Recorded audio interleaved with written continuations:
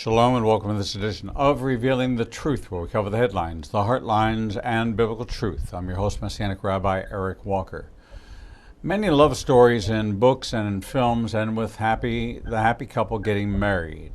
All their significant life experiences seemingly come to an abrupt stop when they finally settle down together. But in reality, marriage is just the beginning of the adventure.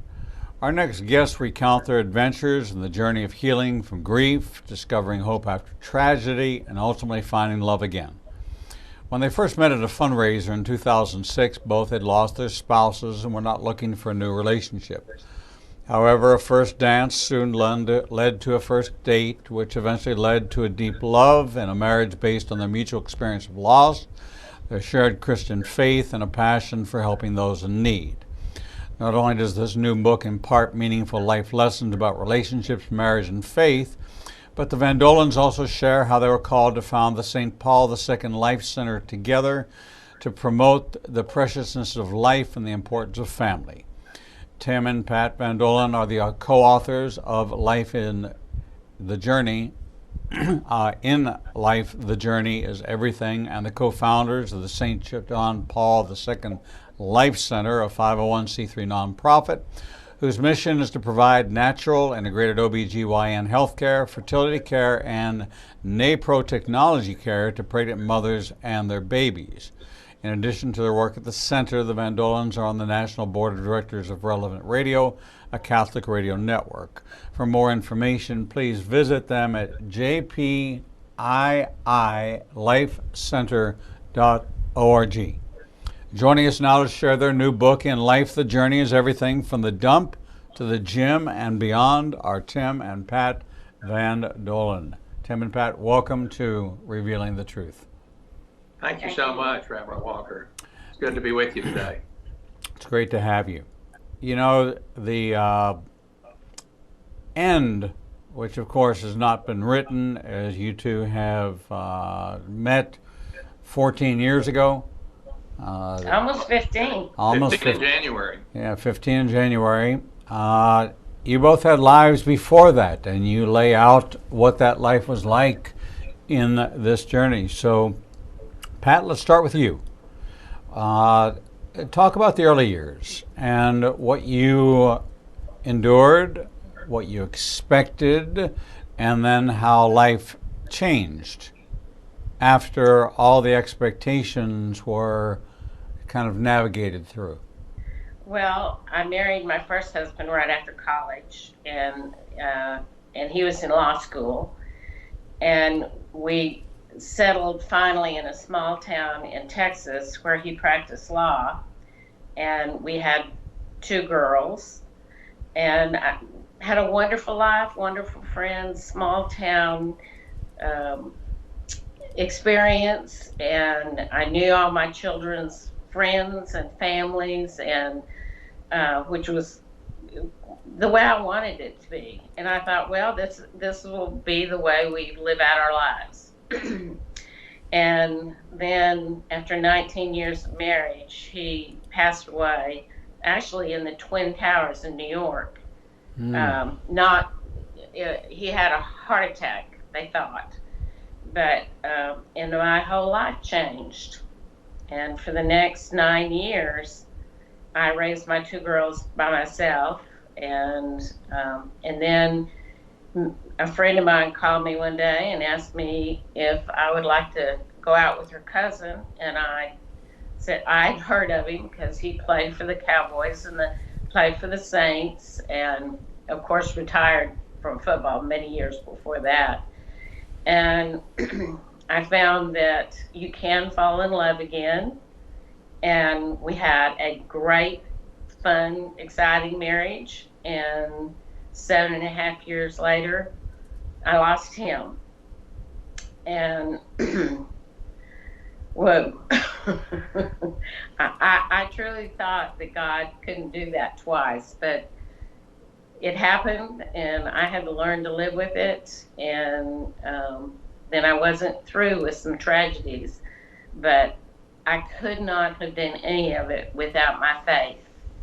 And 2.5 years later, I met this wonderful man sitting next to me, and my whole life changed again.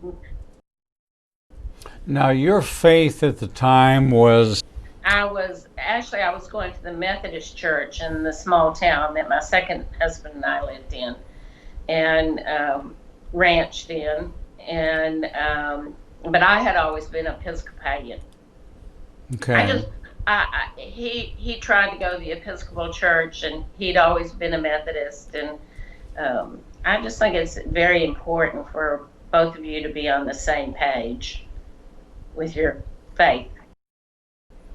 So you made the transition from Presbyterian to Methodist to accommodate him. Episcopal. Episcopal. Episcopal and Methodist. So you went from more of a more formal, more high church to the Methodist church, who were my family, and I truly appreciate every single person in that church, what they did for me as I went through the grief the second time. Now, the first time you were a part of the Episcopal Church, how did you so you have an opportunity to compare and contrast what kind of support system, what kind of Well, it was both. I lived in two different small towns, but they were very close together, and so I knew the same people in both towns. And the support system in a small town church is incredible. You know everybody, they know you. They are truly like family. How did your daughters feel when, of course, their father passed and you remarried? Well, actually, my second husband was a Bible school teacher for my daughter's age. My daughter was in high school then, and he had taught, which I think she'd been to one class with him, but her friends had all knew him, and she knew him before I did. So when I started going out with him, they both were fine with it. Interesting.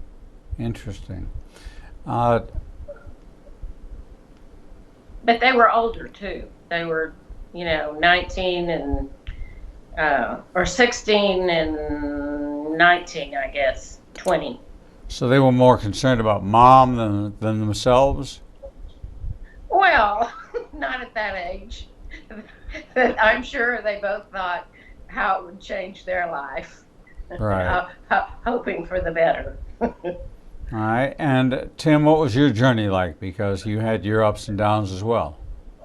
Absolutely. And I think it was growing up in a small town where my dad was a pharmacist. I became a pharmacist as well, because he never told me not to. But because of that, he was a leader in the community, and it was a small town, much like Pat described for hers. It was a wonderful opportunity to grow up with constant friends.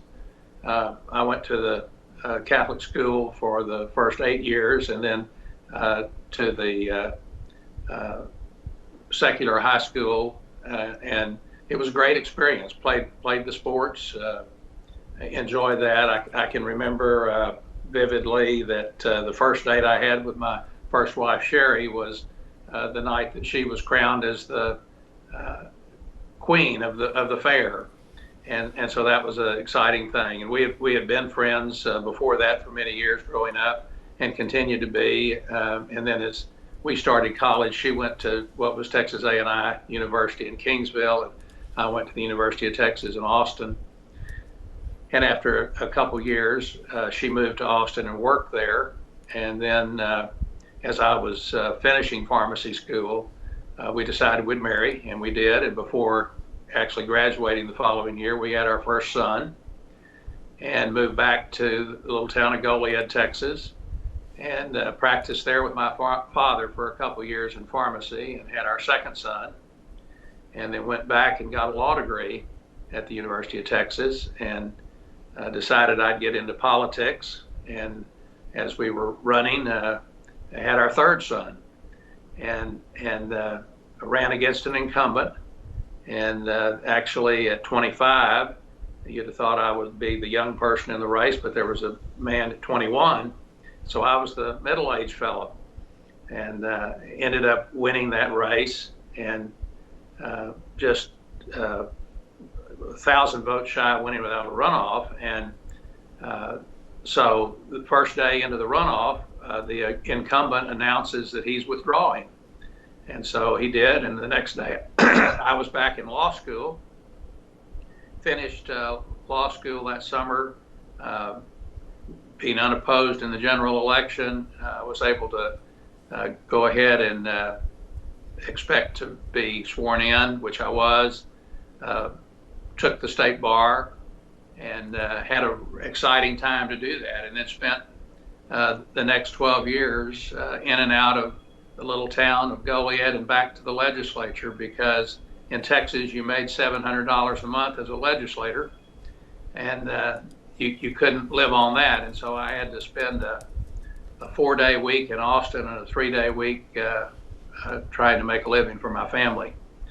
And so we did that, and then some years later, as I had the opportunity to be a leader in the Knights of Columbus, and was the state deputy, and then actually worked at the headquarters of the Knights of Columbus in New Haven, Connecticut, and had a wonderful experience with that.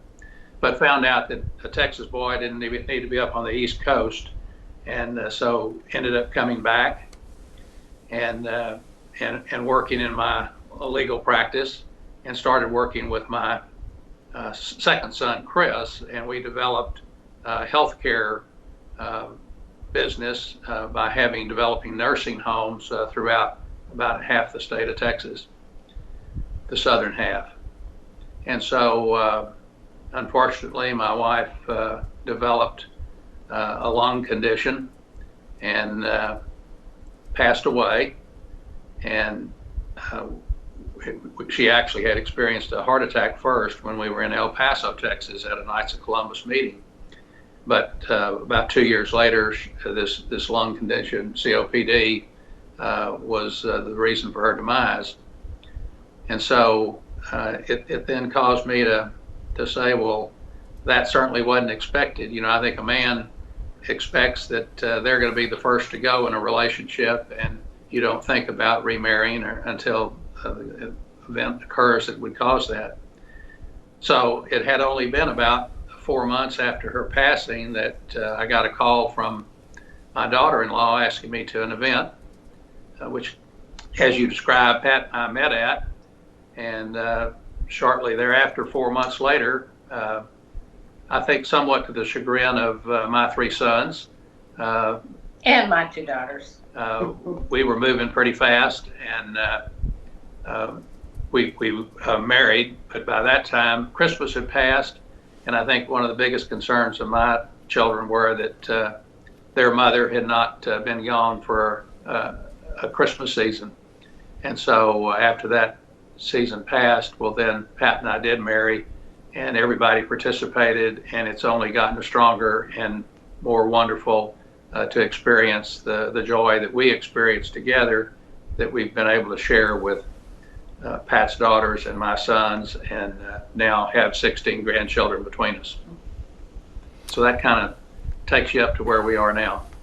Well, and also, I don't think the next tragedy that happened to me, I couldn't have done it without the support of Tim. I think God had a plan in that. He knew what was going to happen, and he knew that I would need somebody. Well, and Pat's talking about the death of her youngest daughter, and it was quite something to see Pat's resilience before that occurred, and to not know how Pat would be able to deal with another tragedy in her life. And to say it was easy would not be the case at all, but I saw again that resilience through her faith and her belief that God does have a plan, and that by us working together, we would be able to overcome that and still go forward and inspire others to realize that there's hope after tragedy. What was the idea behind writing the book and writing the journey together? Well, I think it started really on our honeymoon, and it was maybe even a little before that. We, in terms of what we were thinking together, we decided that, as we had seen in our earlier lives, that sometimes people, the more they're together and the busier they get in their life, that their lives seem to move apart instead of moving together. And we decided for the remainder of our lives, whatever we were going to do going forward, we were going to do together. And so we had this idea for some time about the need to do something to help overcome the growing societal acceptance of abortion, and that there needed to be a way to have women realize that they place their own personal health in jeopardy by the action that they take in having that. And Pat, to her credit, said, you know, the Catholic Church does not want there to be abortion, but what does it do as it relates to women who have experienced that, and how do you care for the child? And the mother during that time. And so we decided that would be the mission of our center, that we would not just talk about ending abortion, but we would do something to give women hope, to let them see that there are people who can compassionately accept them and do something to serve them and help them during that period of their pregnancy, help them realize they should choose life for the child, and then help the child for up to several years after its birth, help the mother and the child. Most women that come into our center that are abortion minded think there is no help. What can they do? You know, who's going to take care of me? Who's going to take care of this baby or the other children that I have? And we do that there. We do take care of them, and we tell them, counsel with them, and help them find a way to do it. And we help them. And so it was just after we had gone over the Golden Gate Bridge and then headed back into San Francisco, back across the other way on the Golden Gate Bridge, where we saw a sign to a place in California called Daly City. And I said, Pat, isn't that the location of the clinic that we learned about? And she said, yes, it is. And I said, well, we had a number for the woman who was the head of that. She said, yeah, I have that. I said, well, let's call her and see if she's there and we could come by.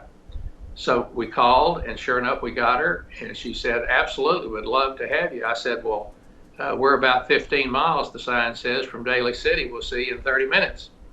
And so even with California traffic, we made it there. And we actually, from that visit during our honeymoon, we learned the layout of how we ought to set up the clinic, and a whole series of different things in its formation. And it was a wonderful opportunity to crystallize in our minds how, going forward, we were in fact going to do things together, and it was going to be the formation of the center. You know, I have to be very candid with you, and there is a 1-to-1 ratio of women who have had abortions that a man was involved in. And most of our centers around the country deal with women. The centers we have here in Birmingham, we have made a very concerted effort to open up to men to go through abortion recovery, because there was a man involved. And Absolutely. And congratulations for doing that, because we see that very often. And of course, many times the male involved will not come in with the woman, but many times they will. And many times they are supportive of the decision to keep the baby. And I think we don't give men enough credit for that decision and the desire to have a relationship with a child that's born. We think too much, I think, about the male who barely has the overnight experience and then goes on to something else. And I think if we could have males understand their responsibility towards women when they make that choice to have sexual intercourse, they're not thinking about anything except their own gratification, as opposed to thinking of a child coming into the world. We do, excuse me, we do have parenting classes for both the women and the fathers to be. And they come in and earn points by going to some of the classes we provide. And then we have, they can get enough points to get a crib or a stroller or diapers for however long they need. Now, do you have post-abortion recovery programs for women? Our program is not, we work with several other organizations in Austin, Texas that do have that. So we are more of a referral source for that. We certainly, during the course of it's a 3-year period where we're really serving the woman, the child, and the family. We are conscious of bringing the father in and other extended family as well. And so that can continue through what we call the Texas Pregnancy Care Network that actually assists these families, and they can continue to learn parenting classes, they can learn accounting, they can learn just a whole series of life skills that are very productive, and we receive a small remuneration from that Texas Pregnancy Care Network for helping put that on. And so we feel like that's a major part of our ministry, is to help give life skills to these young couples that think they have no hope and they have and nothing for the future, and this can help give them a feeling of hope. Well, and our doctors also practice naprotechnology, which is a whole women's natural kind of medicine. And it's just amazing when women realize that they can have babies or put off pregnancy by using this kind of medicine. This is without all the drugs. This is an entire medical science that was developed by Dr. Thomas Hilgers in Omaha, Nebraska, at the St. Paul VI Institute, and it's an incredible medical process that if people are not aware of, they should really learn about it. They could Google naprotechnology, natural procreative technology. And the uniqueness of it is that it actually heals a woman's problems. So many things, such as contraceptives, will mask symptoms of an individual and not cure the underlying cause. This actually, if a woman has endometriosis, if she has excessive bleeding, if she has other maladies, anything that would come up in a woman's health, it actually treats that individually and holistically and can cure it. And so we see the result of that. We have well over 100 women who were told they were infertile that now have at least one, some up to their third child, by using naprotechnology. And it's amazing that even that they may have been up to a dozen years where they were told they were infertile, and within 3 or 4 months of treatment and doing their understanding of the woman's cycle and how it works in their life and how they can pinpoint the 48 hours that they're actually subject to conception, that they're able, as Pat was saying, to either achieve pregnancy or to avoid that time period and postpone pregnancy. Using this, the husband is very much involved in his wife's health as well as the fertility of the couple. Now, is this something that's underwritten by the Catholic Church, or is this an independent organization, 501c3, where you obtain funding through federal, state, and local agencies and other charitable organizations? It's an entirely independent opportunity through the Paul VI Institute. It is a 501c3 as we are, and we receive assistance. We don't have any federal monies at all, nor does he at their center or institute. But we do have some limited state funds that are assisting, and then it's mostly private donations. Dr. Hildress has perfected this kind of medicine over the last over 50 years. He's a tenured professor at Creighton Medical School teaching this. Fascinating. Fascinating. We were talking with Tim and Pat Van Dohlen, authors of In Life, the Journey is Everything from the Dump to the Gym and Beyond.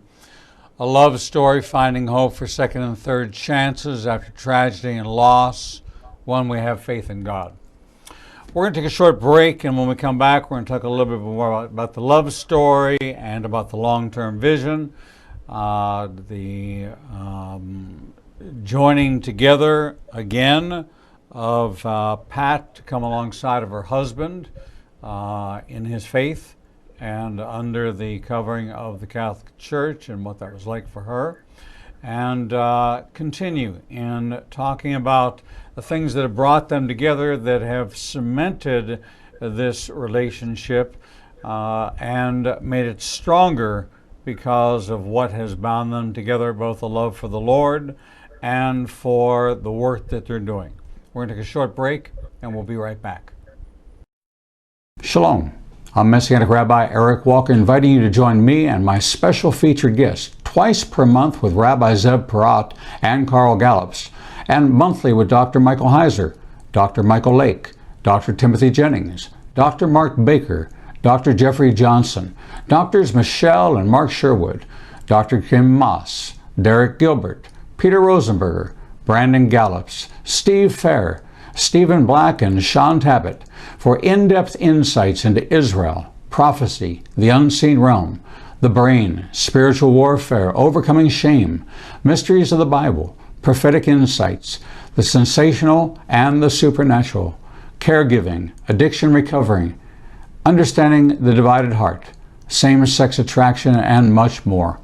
We're proud to feature some of the greatest biblical minds from both Israel and around the United States.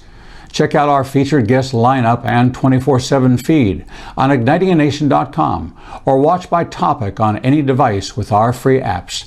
If you can't find what you need, you're just not looking in the right place.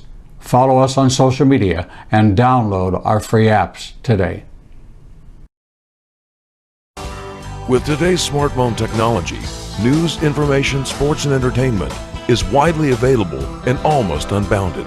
But what about the information that believers in Yeshua are looking for? Well, now there's an app for that. Igniting a Nation now has apps available for Android and iPhone. With our app, you'll gain access to everything you would in our website, from our featured guests to our live streaming shows. Visit Google Play or the Apple Store and download Igniting a Nation's new app today. Shalom. I'm Messianic Rabbi Eric Walker, inviting you to join me and Israel's #1 rated guide, Edo Canaan, for our annual Israel trip. Our 2022 trip is now open for registration for our 18th trip to Israel. Our trip will take us from Tel Aviv to the Galilee, down to the Dead Sea, and 4 nights in Jerusalem. You will walk where Yeshua walked and watch the Bible turn from black and white to living color. Visit ignitinganation.com/events and download the registration form today. No, it's not too early to take advantage of our payment plan designed to fit any budget. All of our trips sell out, and we want you to experience this life-changing journey. Registration is now open for April 2nd to 13th, 2022, and we promise you, you will never read your Bible the same way again. Shalom and welcome back to this edition of Revealing the Truth, where we cover the headlines, the heart lines, and biblical truth. I'm your host, Messianic Rabbi Eric Walker, and we're talking with Tim and Pat Van Dohlen, authors of the new book, In Life, the Journey is Everything from the Dump to the Gym and Beyond. Tim and Pat, welcome back. Thank you. So life began for you in the dump. Well, it was. It's a beautiful facility that actually is part of a dump, and they have nonprofit groups that they invite out there to use their facility without charge, and they have exotic animals there. They have this beautiful lodge, and so it was in fact a dump, but it was much more than that as well. And the giraffes and the wildebeests and those other things they had there were inviting to see. But it was the first night really that I had been out since my wife had passed away, and was invited there by my daughter-in-law, the wife of my eldest son, Tim, and said, sure, I'd love to come. Well, little did I know that there was some planning going on to have the opportunity to meet Pat. And so when we went in, and I noticed a group of people from Luling, Texas, and went down the line, some of which I knew. But I got to the end of the line, and Pat was standing there, and I said, wow, this is an attractive lady. An hour and a half later, we were still standing there talking. And they said, well, y'all could come sit down and get you a plate and eat and enjoy the music. So we did, and that was the start of a fantastic evening. So Tim, had you always considered yourself a smooth-talking ladies' man? Well, I don't know how much smooth talking there was, but that evening I was inspired to bring about some conversation. And the more we talked, the more we realized what overlap in our lives had been and never had met before. And so and I guess I was smooth enough to keep the conversation going, but I don't know how smooth that was. Pat, what was your first impression? Well, I thought he was one of the most interesting men that I'd met, and it was just amazing when we started talking about how many mutual people we knew and events that we had been to at the same time and never met. And like, he ran for politics in my county, my county in my town that I lived in with my first husband, and I never met him. So that was shame on me, I guess, but I can remember actually going into Pat's first husband Ed's law office, and I would meet everybody from the janitor to the owner.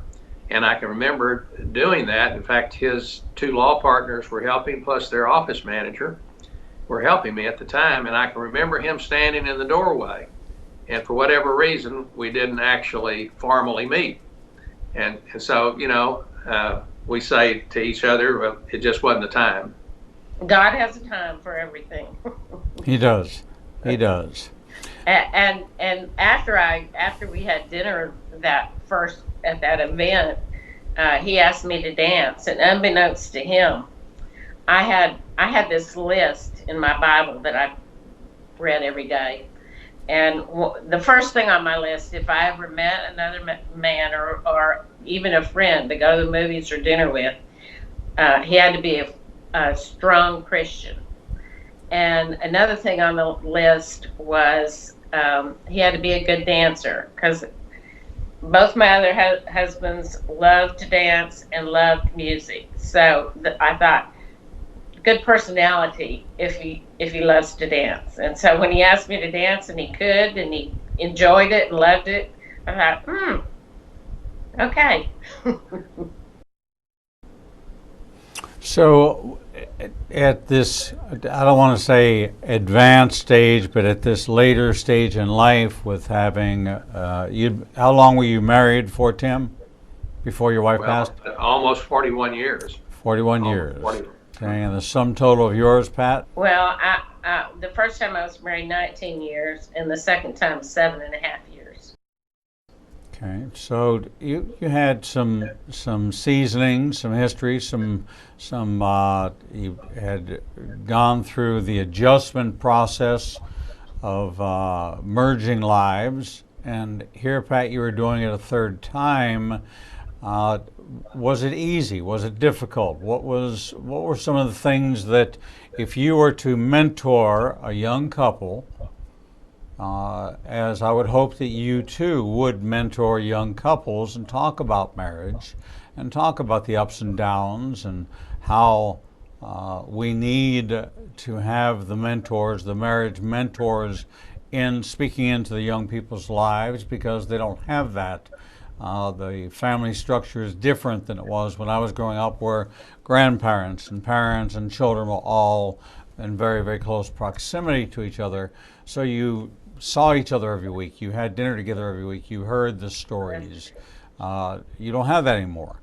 So what advice would you have for young couples starting out? For young couples, I think it's imperative they go to marriage counseling before they get married, and for someone to bring up the things that maybe they haven't even thought about, like money and budgets, especially children, and how children can be a very big strain on a marriage.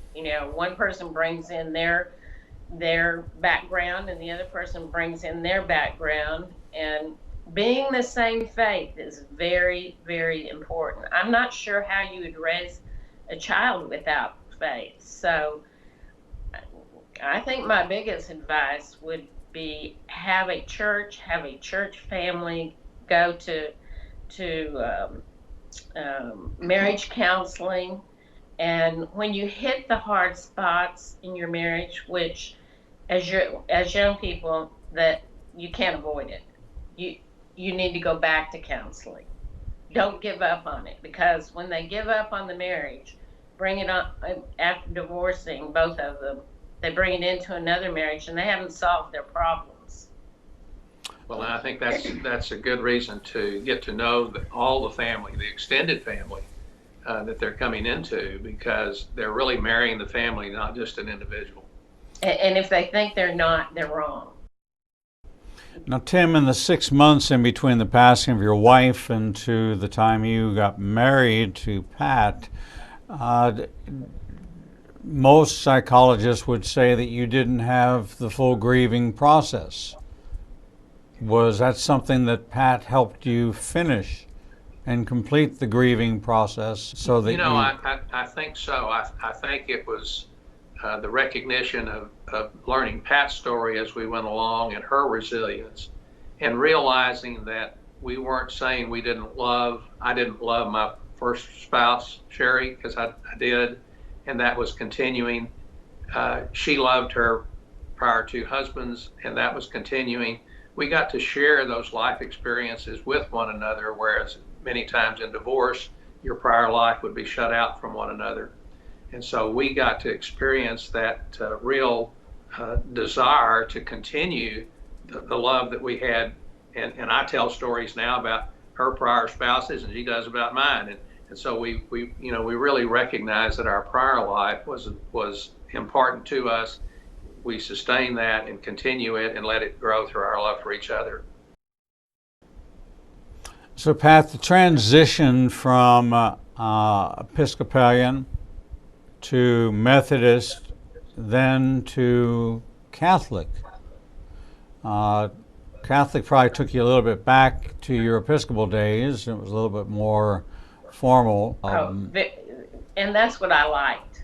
I really liked the formality of the Episcopal Church, although I was very comfortable in the Methodist Church too.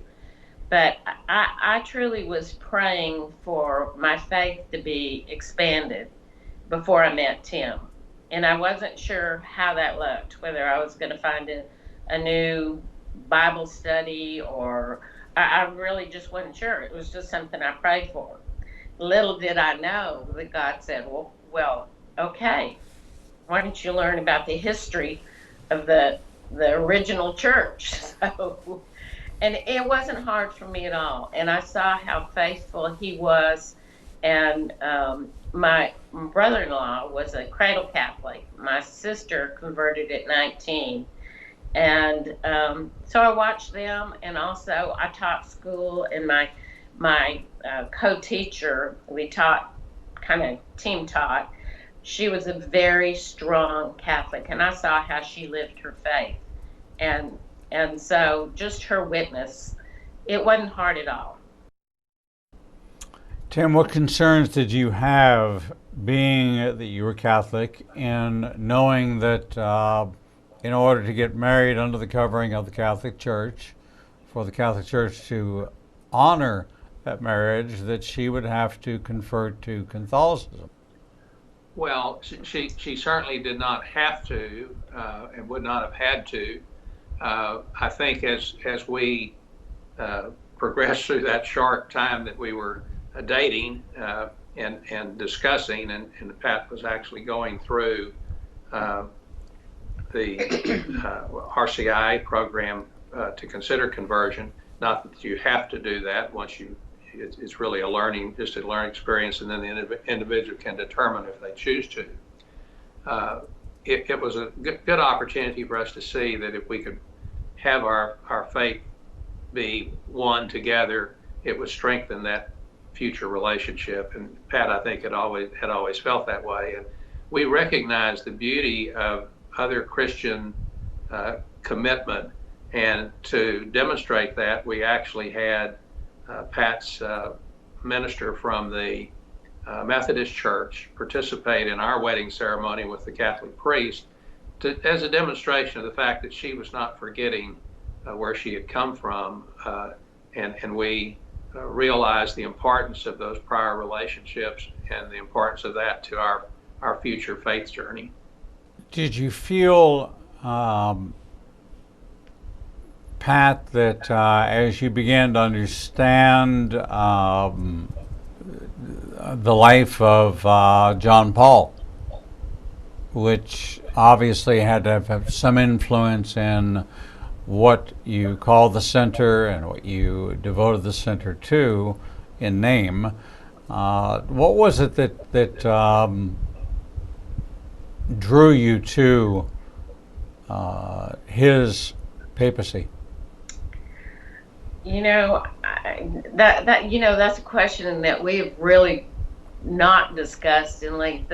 But I think for me, it was his love of children and his love of young people and how important they were, and knowing that that we have to educate our young people in whatever faith, that God has to be in their life. And I think that was very important, plus his love of babies. And I taught little children for 25 years, so I love 5-year-olds. That's my favorite age. It was a great question in the consideration of, do we name our center after a Catholic Pope? And is that the right thing to do? Because we are there to serve every woman. There's no religious test. There's no looking at their background. It's accept them where they are with compassion and love and understanding, and we're going to help you get through this that you think there's no relief for.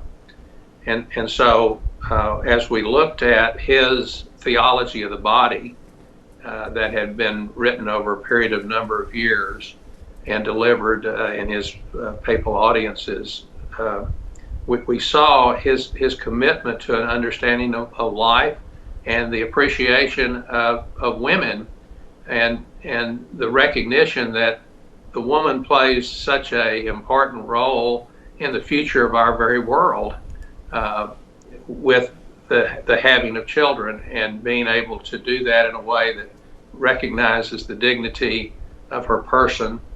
And so we decided that he somewhat overcame the concerns about the papacy, and that as a human being, he was accepted by people all over the world, such that it would not be a detraction from getting people to come to us by using that name. And that ultimately was the decision that we made in using his name. As you look at the children that you share together. Tim, your son's skepticism about the timing of all this, have they been won over after these years? They have, and it's been wonderful to see. And it was the skepticism was short-lived, and Pat is quite frankly such a wonderful woman that she makes people feel the inspiration of love, and shares that with people on a daily basis, and that has had a great impact on that acceptance level. My daughters weren't skeptical at all. In fact, my oldest daughter said, "Mother, you have very good taste in men. You've already picked two good ones. I know the third one will be good too." So. When you were writing this book together, what were some of the experiences that you had that you look back on and laugh about that bring you joy in reflecting? Was it the choosing of the songs that you were going to attribute to each one of the chapters? Our Spotify list, that was fun. That was fun. And we did that. We have a list of songs that we love that we started many, many years ago. So that was really fun to do that. And find the Bible verses that went along with the chapters also. We do a series of daily readings, and one is from a Catholic book, as you'd expect. One is from a Baptist book. And a Methodist. And the one is from a Methodist book. And then we use the Bible in the quotations that they do to read from it, and read the daily readings that come from the Mass. So we used all of those in reflecting on which Bible verses to choose. So that was really fun. But some of our dating before we got married, it wasn't too long ago. I reread our book when we got it back, and I asked him, I said, "Did you really put that much thought into every date?" It made me realize how much care and thought he put into our dates, which was, wow, that's pretty wonderful.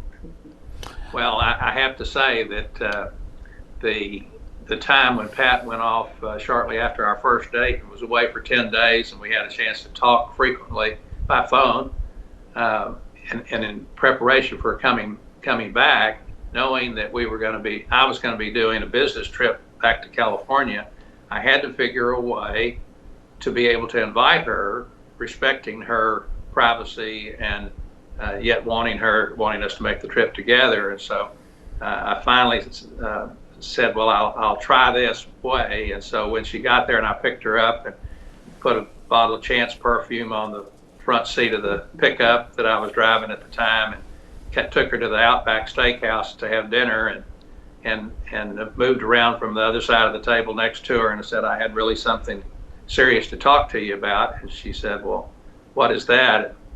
I said, sex. And with that, she turned 3 shades red, and I said, second date. I said, we need to be able to know each other well, but so that means some opportunities to go places on the weekends. And I said, if we do that, you just need to know that you can have your room and I can have mine, and we don't have to worry about that. And so it was certainly a way to break the ice, I think, in terms of asking her to go spend a weekend somewhere else. And a perfect gentleman. Yes, of course. How do you want this book to be received? What is your vision of who it's for and how you'd like to see it used? Well, I hope we wrote it to give people hope, when things happen in their life, because things will happen in their life. But I think that's the biggest thing. And I don't think there's an age, I think young people can get just as much out of it as any age. I think, in life today, there's so many distractions, and we have to find something to inspire us. And I think if people realize that people have gone through tragedy and they've recovered from that, and they've gone on to a remaining life of joy and service to your community and your church and your family, and to share some of those experiences that happened in earlier life where there was tragedy. So we've tried to kind of encapsulate all those things and end up by inspiring them to look for examples of people they meet that they can draw energy and strength from to be inspired to have a joyful, God-filled life. And not be concerned that your wife's prior two husbands had passed away, that you might become a statistic. Well, I will tell you, some parties we went to before we got married, my friends did say, Tim, aren't you a little afraid? Something about a black widow. I don't know what that was. There you go. We've been talking with Tim and Pat Van Dohlen, obviously a couple deeply in love with both each other and with the Lord, who have together written a memoir, really, of in life the journey is everything from the dump to the gym and beyond, and the wonderful work they're doing in supporting young pregnant women in keeping their children and in giving them a life, a foundation, and a start so that they might have in the later years what Pat and Tim have found for themselves. Certainly an inspiring story about love, hope, and that it's never too late for you to find what God has for you. You just can't stop looking. Tim and Pat Van Dohlen, thank you for sharing your story here with us on Revealing the Truth. Thank you, Rabbi Walker. God bless you. We're going to take a short break. After that break, we'll bring you the next edition of Revealing the Truth.